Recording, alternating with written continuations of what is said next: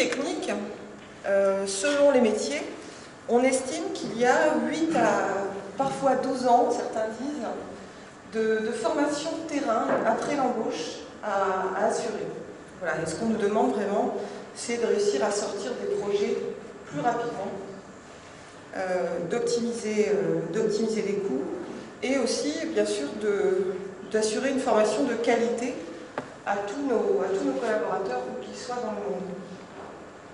Ce qu'il faut surtout éviter, c'est que la formation à distance soit vécue comme une sous-formation, une formation au rabais, ce que personne ne demanderait. Évidemment, tous les collaborateurs ont droit au même type de formation.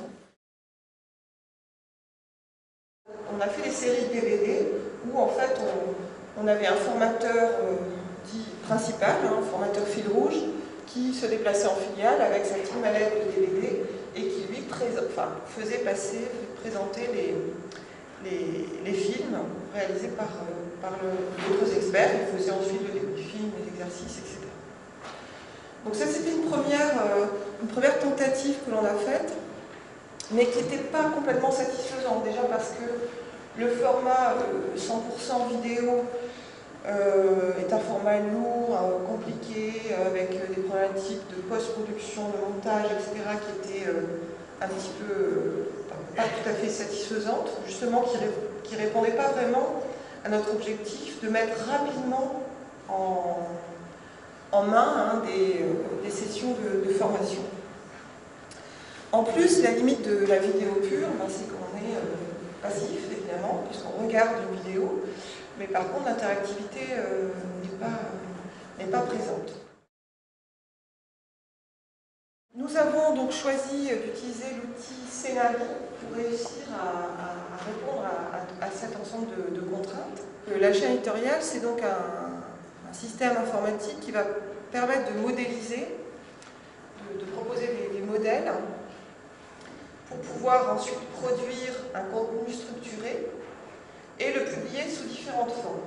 Par contre, on n'a pas pris Scénario tel quel, on a demandé de nous faire un scénario tout à fait particulier pour nous, qu'on appelait Total Train, et qui avait comme caractéristique importante, c'est d'intégrer, d'embarquer de la vidéo.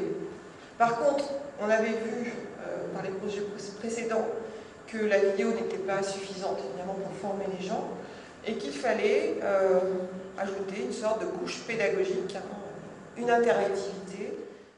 Donc on a d'abord travaillé sur un projet en géologie, ce que disait Jacques, c'était effectivement le premier projet qu'on a fait, qui était notre V1, le Total Train, où on a finalement défini nos modèles, nos propres modèles pour l'enseignement des disciplines techniques.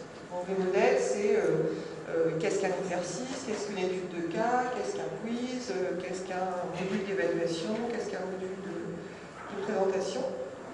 Donc avec une première mise au point qui a été faite dans le domaine de la géologie, une première version de la chaîne éditoriale.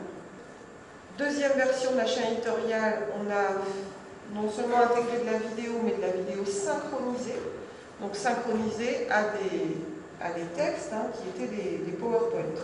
Est-ce qu'au niveau pédagogique, on retrouve des constantes? Est-ce que vous avez fait une sorte de scénarisation type Oui, il y a eu des choix aussi pédagogiques qui ont été faits, alors qui peuvent vous paraître totalement anodins si vous avez essayé du learning, mais par exemple, présenter les objectifs du module au début, faire une introduction, présenter les experts, qui ils sont, d'où ils viennent, présenter la durée des modules, présenter les objectifs, faire ressortir les messages clés, les points clés de chaque contenu. Le gros du travail, ça a été évidemment la production, la création des contenus. Donc ça s'est passé en dehors de Total Train. Pour nous, il n'était pas possible de former nos experts à cet outil. Donc il fallait pouvoir les faire travailler dans un environnement qu'ils connaissaient bien. Et l'environnement que les gens en entreprise connaissent bien, c'est PowerPoint. Voilà. Donc on a fait travailler nos experts à préparer en fait des PowerPoint, évidemment en les faisant travailler sur des objectifs pédagogiques, sur le séquencement de leur module de formation, sur les interactivités qu'ils allaient proposer, soit pour valider de la connaissance, soit pour faire comprendre des notions. Voilà, donc avec une démarche pédagogique, un accompagnement fort de nos concepteurs, hein, qui encore une fois n'étaient pour la plupart même pas formateurs internes, même pas formateurs occasionnels, mais avant tout des spécialistes, des experts qui devaient transmettre leur contenu. Hein. Donc en fait, on a mis en boîte 140 heures de vidéo. Il y a l'équivalent à peu près de 300 heures de e-learning dans ce cursus complet de formation. 40 intervenants, il y a 11 formations.